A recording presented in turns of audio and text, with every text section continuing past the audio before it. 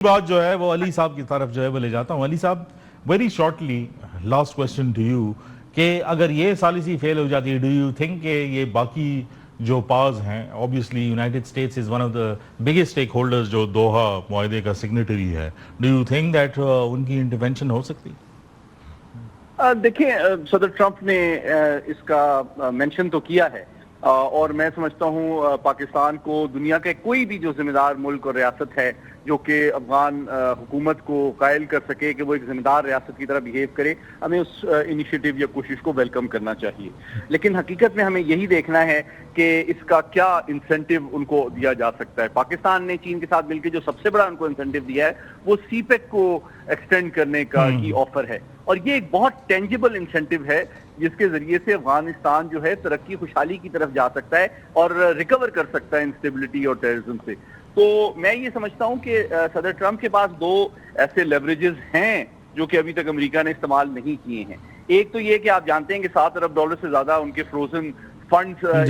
جو ہے افغانستان کے ان کے پاس موجود ہیں. اگر وہ اس کو لیوریج کریں ہیں دوحہ کی کمٹمنٹس کے حوالے سے کہ ان کی ٹیریٹری جو ہے کسی بھی دہشت گرد تنظیم کے لیے استعمال کسی بھی ملک کے خلاف نہیں ہوگی, اور اس کے ریٹرن میں ان کو کچھ ان فنڈز میں سے کچھ ریلیف دیا جائے, تو یہ ایک اکنامک انسینٹیو ٹرمپ صاحب کے پاس موجود ہے. دوسری چیز, آپ جانتے ہیں کہ 12-13 سال سے جو دوحہ میں افغان طالبان کا آفس کھلا ہوا ہے,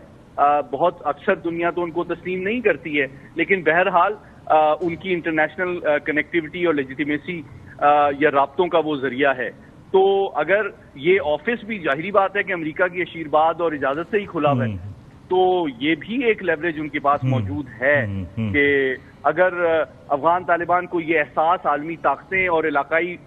جو نیبرز ہیں وہ دلائیں کہ آپ کی لیجیٹیمیسی اور آپ کی انٹرنیشنل ڈپلومیٹک آئسولیشن, آپ کی اکنامک لائف لائن اور آپ کو ایک سورس آف ٹیررزم کے طور پہ اگر یہ پورا ریجن اور عالمی طاقتیں سمجھیں گی, تو آپ خود فیصلہ کر لیں کہ آپ نے امن ترقی خوشحالی کے ساتھ پاکستان میں کے ساتھ شریک ہونا ہے, یا اس ریجن میں بھی آپ ایک ناسور کے طور پہ سمجھے جائیں, انسٹیبلٹی کا سورس سمجھیں, آپ کی لیجیٹیمیسی بھی نہ ہو, آپ ڈپلومیٹکلی آئسولیشن کی طرف بھی جائیں اور اکنامک اسٹرینگولیشن کی طرف بھی جائیں. تو ایک ریشنل ایکٹر کے طور پہ بہت ضروری ہے کہ وہ اپنے مفاد میں اپنے ملک کی اسٹیبلٹی اور اپنے عوام کی فلاح و بہبود کو بھی مد نظر رکھیں, اور بھارت کے ایک پراکسی کے طور پر جو ایکٹ کرنے کی ان کی اپروچ نظر آ رہی ہے اس کو ترک کریں.